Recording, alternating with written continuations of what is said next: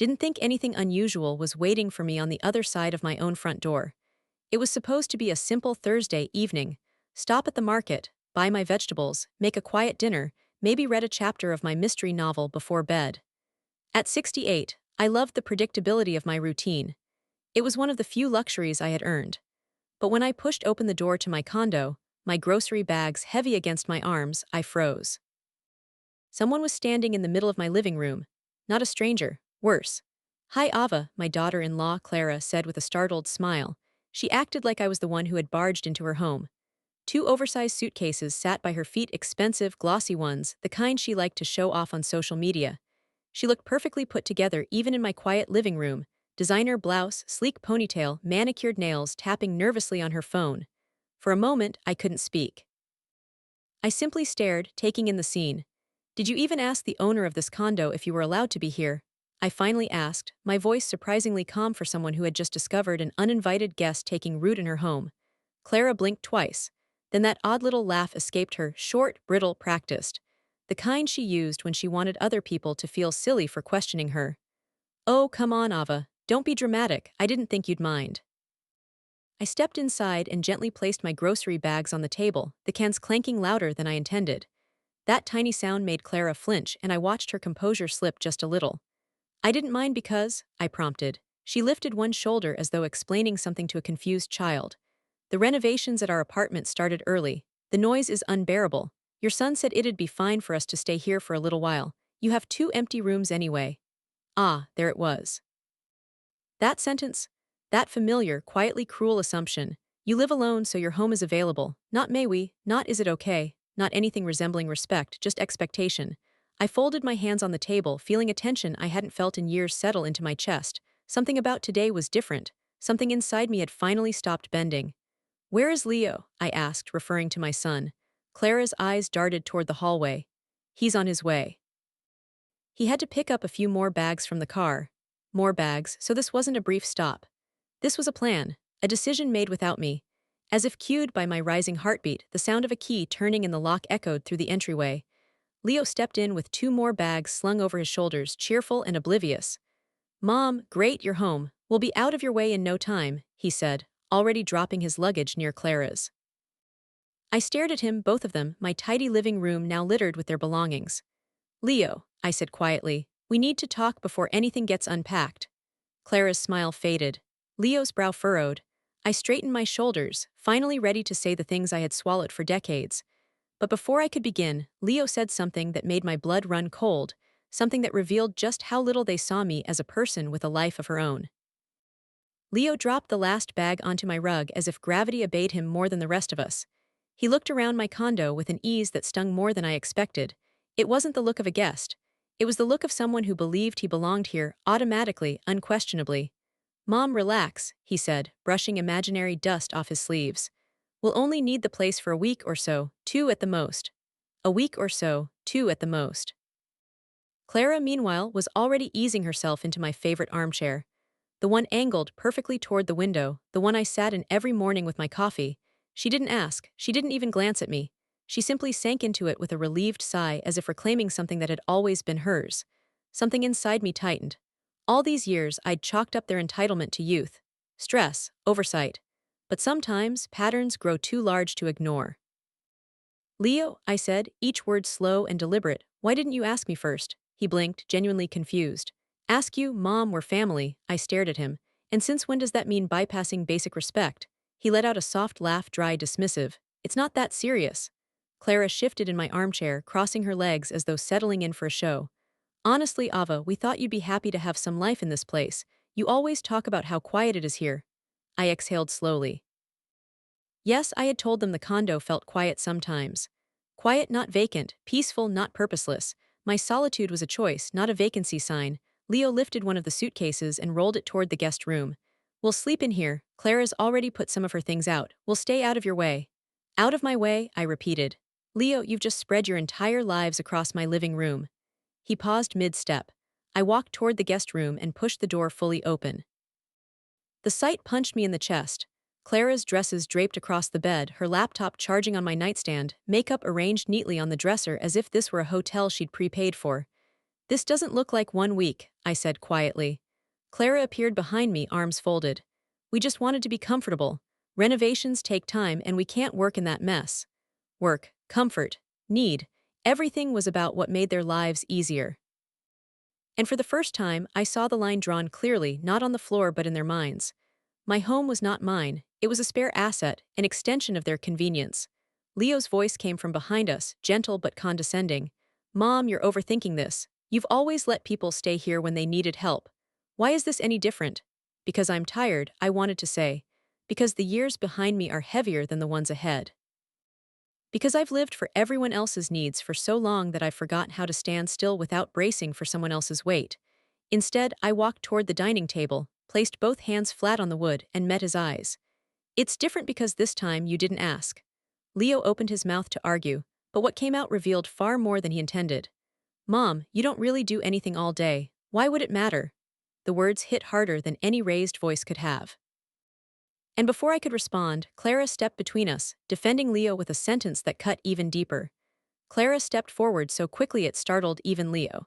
She planted herself between us, one polished hand lifted as if smoothing invisible air. Her voice was coated in artificial calm, the kind she used when she wanted to win without appearing combative. Ava, she said, Leo didn't mean it like that. You know he respects you. But realistically. She hesitated, her eyes briefly scanning my living room as if calculating its dimensions. Your schedule isn't exactly demanding. You keep things tidy. You read, you garden a little on the balcony. This won't disrupt anything important. I stared at her. Anything important. The phrasing throbbed inside my chest like a bruise forming under the skin. I had spent decades defining important by other people's standards, other people's needs, other people's emergencies, other people's comfort. I had never allowed myself to define it by my own. Leo rubbed the back of his neck, visibly relieved that Clara had jumped in. Exactly, you've earned your relaxation, and we're not asking you to change anything, we just need a roof and some quiet, that's all. That's all, I repeated, letting the words hang. Clara walked toward the kitchen and casually opened my fridge, humming as she inspected the contents. Oh good, you bought almond milk. We ran out this morning. She reached in and grabbed it without pause. Almond milk. Purchased that afternoon, for me. Something inside me gave a small but undeniable crack, a soundless fracture that had been waiting years to surface. I took a deep breath, steadying my voice. Clara, put that back, she turned, surprised.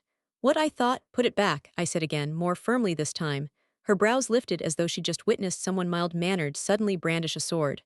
Okay, sure. Leo stepped forward, concern no, annoyance tightening his expression.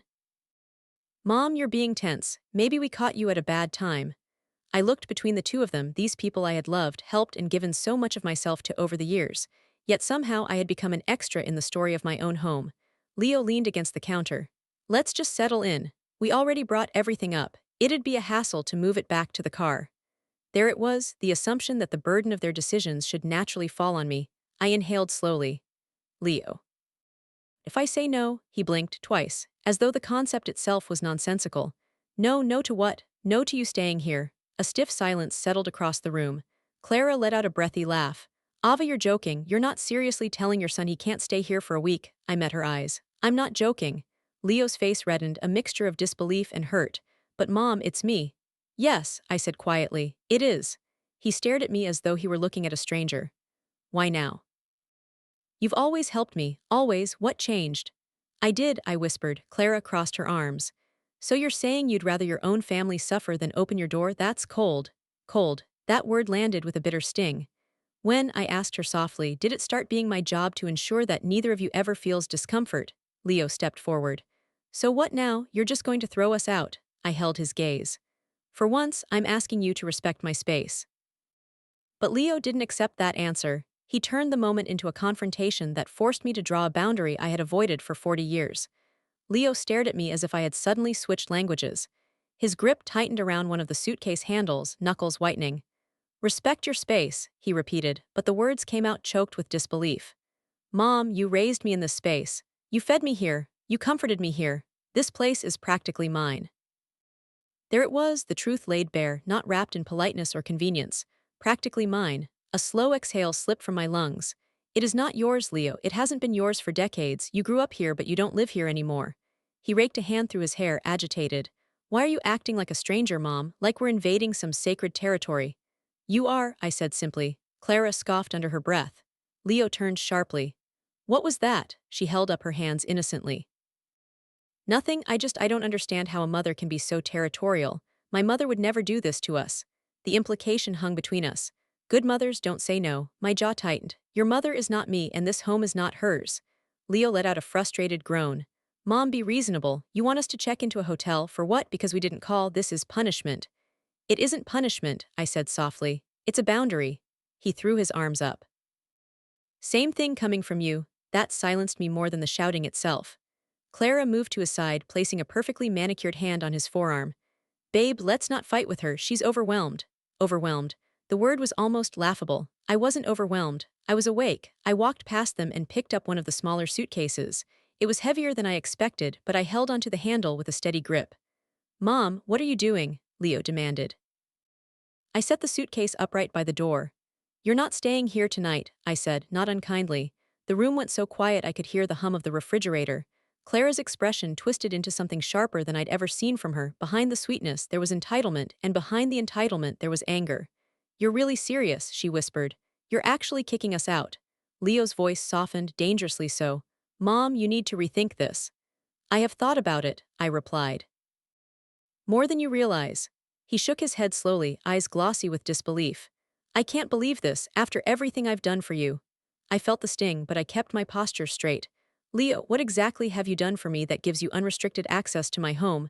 His mouth opened, but no answer came, not one, because deep down, even he knew the imbalance. I'll help you carry your things to the car, I said quietly. No, his voice cracked. No, I don't want your help. You've made yourself clear. Clara zipped her coat with shaking hands. I hope this makes you feel powerful, Ava. Powerful, no, just finally visible. Leo grabbed the suitcases and headed toward the door. If this is the relationship you want, fine, don't expect me to come back begging. I don't expect you to beg, I replied. I only expect you to ask. He stopped, shoulders stiff, but he didn't turn around. They left without another word. And when the door closed, softly, decisively, I stood alone, my pulse trembling but steady. For the first time in decades, I hadn't replaced my needs with theirs. What I didn't expect, however, was what Leo did next, something that would drag the entire family into the conflict and force me to defend myself in a way I never had before. The silence in the condo felt unnaturally loud after they left, like the echo of their footsteps was trapped in the walls. I stood by the door for a long moment, hand still resting on the knob, breathing in the quiet they'd disrupted. I thought the hardest part was over. I was wrong. My phone buzzed barely 10 minutes later. I didn't check it. Couldn't. I needed a moment. Just one to sit in the armchair Clara had so casually claimed earlier. I needed to feel the shape of myself again now that the weight of expectation had been lifted. I finally sat, pulled my knees closer, and let my heart settle. Then the buzzing started again and again. 5 consecutive notifications rattled across the screen before I gathered enough courage to pick up the phone. The first message was from my sister, Marina. Ava, what on earth happened? Leo just called me, he's in tears. He said you threw him and Clara out of the house. Call me right now. I exhaled, long and tired. There it was, exactly as I feared. The story spreading before I even had a chance to breathe. Another message came from my cousin, and then another from my nephew. All variations of the same sentiment. Why would you do that to your own son? Is everything okay with you? You didn't actually kick them out, right? Not one asked what I had felt. Not one asked if I was okay. Just assumption after assumption filling in the gaps with whatever made Leo look wounded and me look unreasonable. I placed the phone face down on the table and stood. Let them talk. Let them speculate. Let them imagine whatever version of me fit their narrative. For once, their opinions weren't pulling my strings. But the quiet victory didn't last long. An hour later my doorbell rang, sharp, rapid, impatient. I didn't need to guess who it was. I opened the door to find Marina standing there, lips pressed into a thin, judgmental line, hair frazzled like she had rushed out the door without finishing her morning routine. Ava, what is going on? She demanded, stepping inside without waiting for permission. Apparently the trait ran in the family. I gestured toward the dining table. Sit, Marina. She didn't. Instead, she remained standing, pacing, wringing her hands. Leo is devastated. Why would you do that? You've always let people stay here. You let me stay when? Yes, I cut in gently. I let you stay after your divorce. And I never said a word about how exhausting it was, or how I didn't have space. Or how I felt like a guest in my own home. Marina froze. The truth hit her harder than I expected. I didn't know you felt that way, she whispered. Of course you didn't, I replied, because I didn't allow myself to say it. She lowered herself into a chair, the weight of realization settling in her shoulders. But Leo, he said he needed help. He didn't ask for help, I corrected softly. He assumed I'd give it. Marina opened her mouth to argue again, but I stopped her by setting my hand gently on the table. I'm allowed to have a life, Marina, she swallowed hard, and he's allowed to feel hurt. I know, I said, but his hurt doesn't erase my right to boundaries. Marina stared at me torn. I could see her struggling between loyalty to her nephew and the dawning understanding of my exhaustion. The moment stretched thin, then she said something so unexpected it jolted me upright. Ava. Do you realize Leo is planning to involve more of the family? He's calling everyone, even your older brother. My pulse skipped. My older brother, Raphael, was the one person whose judgment hit like a hammer. And when Raphael called, what he said pushed me to finally confront the entire family's expectations and my own role in creating them. Raphael's call came sooner than I expected. I hadn't even finished walking Marina to the door when my phone lit up with his name bold, commanding, impossible to ignore. My brother had always been the family's unspoken leader, the one who believed his voice carried more authority simply because he was the eldest. I hesitated before answering. A single breath, and then I pressed the green button. Aveline. His voice still carried that deep, clipped tone that had intimidated me since childhood.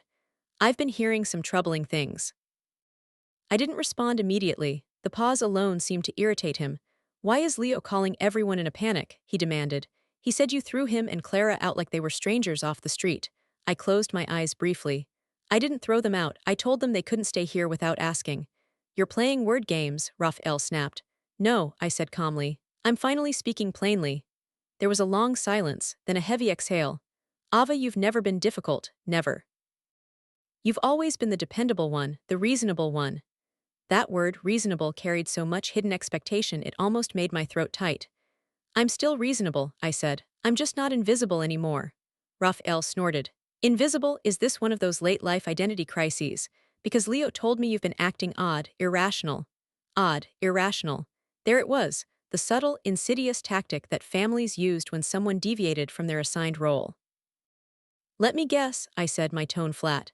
He told you he came home and I exploded for no reason. He said you were cold, Raphael replied, and that you wouldn't even let them stay one night. One night, I repeated quietly. Did he mention the suitcases, the 4 bags, the fact that Clara had already unpacked her cosmetics in my guest room, or that they used my spare key without so much as a text message? Silence. You didn't think to ask for my side, I added. I'm asking now, Raphael snapped, defensive. No, I corrected gently, you're not asking, you're questioning. Raphael clicked his tongue. Ava family supports each other, that's the rule. I felt something shift inside me, a calm, clear certainty that hadn't been there before. I have supported everyone, I said. You, Marina, Leo, half our cousins. I've opened my home, my wallet, my time, and my peace for decades. When has anyone offered the same to me? That's not the point, Raphael insisted. It's exactly the point, I replied. His tone hardened. So what do you want me to do? Tell Leo you're right, that he should have asked permission in his own childhood home. It hasn't been his childhood home in over 20 years, I said. Raphael huffed in disbelief. You're being dramatic. No, I said with a steadiness that surprised even me. I'm setting a boundary. You all just aren't used to hearing one from me. I imagine Raphael sitting on his couch, brows furrowed, annoyed that I wasn't folding as neatly as I used to. He finally spoke in a lower tone. You're going to damage your relationship with your son. I inhaled slowly. If a relationship can't survive a simple boundary, then it wasn't healthy to begin with. Another silence. Then he delivered his final blow. Fine, Raphael said, but don't expect the family to side with you. A strange calm washed over me. I'm not asking anyone to side with me, I said. I'm only asking them not to walk through my door uninvited. Raphael hung up without saying goodbye. Marina, who had heard every word, looked at me with something new in her eyes, something between guilt and admiration. Ava, how long have you been holding all this in? She whispered. I didn't answer. Because the answer was, a lifetime. But the real shock came later that evening, when Clara returned alone, not with anger, but with a request that would change everything. The doorbell rang again just as dusk settled across the living room, casting long shadows on the floor. I had hoped for a quiet evening, something to let my thoughts breathe. But the moment the chime echoed, I knew quiet was a luxury not meant for tonight. I peered through the peephole. Clara, standing alone, without Leo, without luggage, without the practiced smile she wore like armor. Her face was tight with something I couldn't immediately read. Was it resentment? Exhaustion, fear? I opened the door slowly. She inhaled shakily. Ava, can I come in just for a moment? Everything in me wanted to say no, but something about her expression, subdued, almost fragile, made me step aside. She entered quietly, eyes sweeping the room where only hours ago she had sprawled comfortably as though it belonged to her. I won't stay long, she said, clutching her purse against her chest like a shield. I just need to talk to you, away from Leo. That caught my attention. I gestured for her to sit at the dining table. She hesitated, then lowered herself into a chair, stiff, alert, unlike her earlier display of ease. For a moment, neither of us spoke. Finally, Clara broke the silence. I didn't come to argue. I know Leo probably told the whole family already. He did, I said. She nodded as if she expected nothing less. He's upset, confused, embarrassed too. He didn't think you'd react the way you did. I folded my hands. And what do you think? Her gaze drifted to the window. I think he takes you for granted. The admission startled me. She swallowed hard. And if I'm being honest, so do I. I kept my face still, though the words landed more heavily than anything she'd said before. Clara cleared her throat. Leo's used to you being the one person who always gives, always forgives, always makes room. He doesn't understand that people, especially parents, can get tired. I watched her carefully, unsure where this was leading. Clara fiddled with her bracelet, twisting it around her wrist.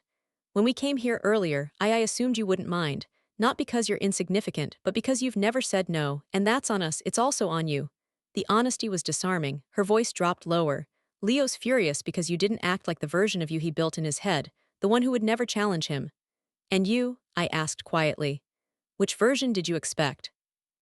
Blinked, eyes shining with something that resembled shame. The same one, and that wasn't fair to either of us. We sat in silence for a moment, then she inhaled deeply.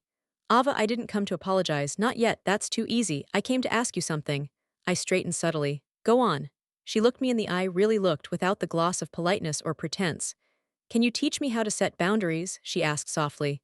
Not just with you, with my own family, with Leo, with everyone.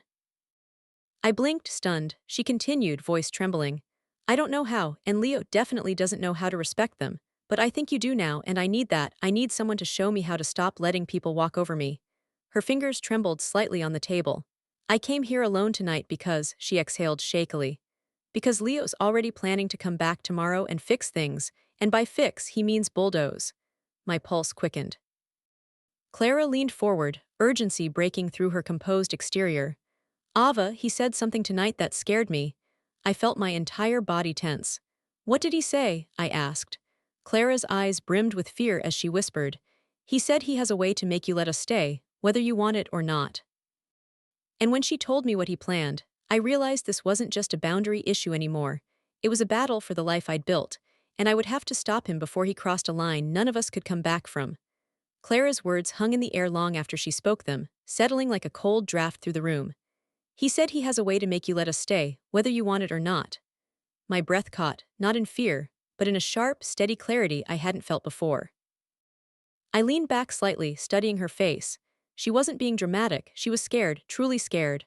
What does he mean by that? I asked quietly. Clara pressed her lips together, her fingers twisting harder around her bracelet until her knuckles paled. Leo doesn't handle rejection well, you know that. Yes, I did, but I had never seen the consequences so starkly reflected in someone else's eyes. He's been talking to your brother, she continued. And your cousin, and your nephew. He's gathering backup, I guess. People who'll pressure you, make you feel guilty, make you look unreasonable until you cave. I felt a familiar heaviness settle in my chest, one I had grown accustomed to ignoring. I wasn't afraid of family pressure, I'd endured decades of it. But the idea of people I loved being used as weapons that cut differently. Clara, I said slowly, what exactly is he planning? She swallowed hard. He said that if you won't let us in willingly, he'll make sure you feel obligated, that he'll remind you you're still his mother and that it's your duty to help him. I shook my head. That's manipulation, not duty. I know, she whispered. But Leo doesn't see it that way. He thinks he's entitled to your home. He thinks being your son is enough to override your boundaries. A soft ache tugged behind my ribs. Clara lowered her gaze. Even suggested bringing the kids here, said you wouldn't refuse them, said you wouldn't turn away your own grandchildren. My stomach dropped. He would use the children, I asked, disbelief sharpening my tone. She nodded, eyes glistening. He said Mom won't say no to the little ones. And he said it like it was a winning strategy, not a kindness, not a hope, a tactic. For the first time since the conflict began, anger, not hurt, rose in me. Not loud, not fiery, but deep and controlled. Clara, I said, why are you telling me all this? Her chin trembled. This time she didn't hide it. Because I don't want to be part of it, and I don't want him dragging the kids into a fight they don't understand. And her voice cracked. And because maybe if someone had taught me how to say no earlier in my life, I wouldn't be standing here now, terrified of my own husband's reaction. I reached out and placed a steady hand over hers. She flinched, not away from me but from the fragility of the moment. Has Leo ever scared you before? I asked gently. She shook her head quickly. No, not physically. Never. He's a good man, Ava, but he's stubborn, and when he feels cornered, he tries to control the situation. And when he tries to control everything, she exhaled shakily, he stops listening. I nodded slowly, thinking of all the times I had excused that same behavior when he was younger, times I softened consequences, times I let things slide, times I let him believe the world revolved around him. Not because he was cruel, but because he was comfortable, too comfortable. I'll deal with him, I said quietly. Clara's eyes widened. Ava, he won't come calmly. I know, she hesitated. If he comes tomorrow and things get bad, I don't want to be here. I can't be in the middle of that, but I want you to stand firm, please. I squeezed her hand gently. I will. She wiped her eyes and stood. I should go, he'll notice if I'm gone too long. I walked her to the door, she paused at the threshold. Ava, she whispered, be ready, he said he's coming early. I nodded, I'll be ready. But when I closed the door behind her, a tremor ran through me, because I knew deep in my bones that tomorrow wasn't going to be a conversation. It was going to be a confrontation, and I would have to use a strength I hadn't tapped into in decades. I barely slept that night. Every creak of the hallway made my pulse jump, and every hour that passed tightened something inside my chest. I wasn't afraid of Leo, not in the way Clara worried. He wasn't violent, but he was forceful. He pushed, and pushed, and pushed until people bent. And for the first time in my life, I wasn't bending. By morning, I had brewed a pot of tea I barely tasted. The steam curled upward, warming the air, but I still felt cold. At exactly 8:02 a.m. the doorbell rang, not once, not twice. 5 rapid presses in a row, impatient, irritated, entitled. I didn't rush, I didn't flinch. I walked to the door, inhaled deeply, and opened it. Leo stood there, jaw tight, eyes red from either anger or lack of sleep. He wasn't alone. My nephew Marcus lingered a few steps behind him, hands shoved into his pockets like he wanted to be anywhere else. Morning, Mom, Leo said, voice clipped. We're coming in. No, I said, just that one word. Quiet, steady, unshakable. Leo blinked. Mom, move. No, his brows pulled together sharply. This is ridiculous, you're making a scene. There's no scene, I replied calmly, just a boundary. He exhaled sharply through his nose.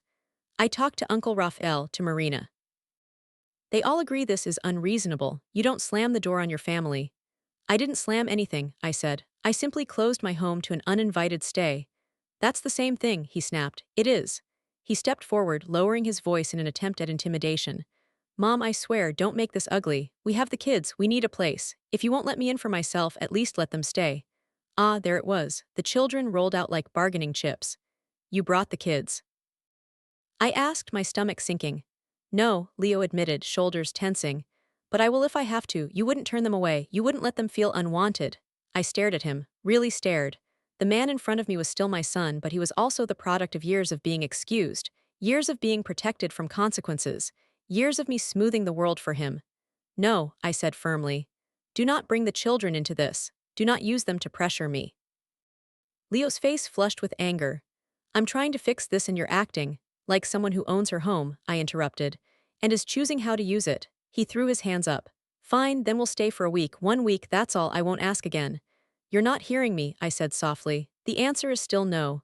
Leo's voice dropped to a dangerous quiet. You're choosing this fight, Mom, not me. I shook my head. No, I'm choosing peace. You're choosing to ignore it. He stepped closer again, but I didn't move. We stood inches apart, mother and son, 2 adults, both stubborn, both hurting. I'm your son, he whispered, as though the title alone should open every door I owned. I know, I whispered back, but being my son doesn't mean you get to erase me. For the first time, something flickered in his eyes, confusion, vulnerability, something raw. Marcus shifted awkwardly. Leo swallowed hard. So what? This is it, I walk away. No, I said gently. You walk away today, not forever, but today you respect my no. He stared at me for several long seconds, breath uneven, anger trembling beneath his skin. Then, without another word, he turned and walked down the hall, For a moment I thought that was it, that the worst was over. I was wrong. As I began to close the door, Marcus stopped me with a hand on the frame. Aunt Ava, he said quietly, eyes darting nervously. You should know something. I froze. Leo, he's not done. He said if you won't open your door willingly, Marcus swallowed. He'll find another way. And the other way was something I never expected, something that would force me to make a decision that would change our relationship forever. Marcus shifted from foot to foot, his discomfort written all over him. He wasn't trying to warn me out of loyalty to Leo. He was trying to warn me because he saw the look in my son's eyes that morning. A look he didn't quite recognize. Another way. I asked, my fingers tightening around the edge of the door. What does that mean? Marcus swallowed. He said if you won't let him in, he'll call the building management. He'll say you're not well, that you're confused, that you're not making sound decisions anymore. I went still, completely still. It was a different kind of blow, not loud or dramatic, but surgical, precise, aimed at the one point in my life that was most vulnerable, my age, my independence. Marcus lowered his voice. He said they'd have to step in if they think you can't take care of yourself. And then they'll force you to let someone stay with you, for safety. The edges of my vision thinned for a moment, not because I believed the threat would work, but because it revealed a side of Leo I had never imagined. A side that wasn't entitled or stubborn, but scared. And fear can twist love into something unrecognizable. I exhaled very slowly.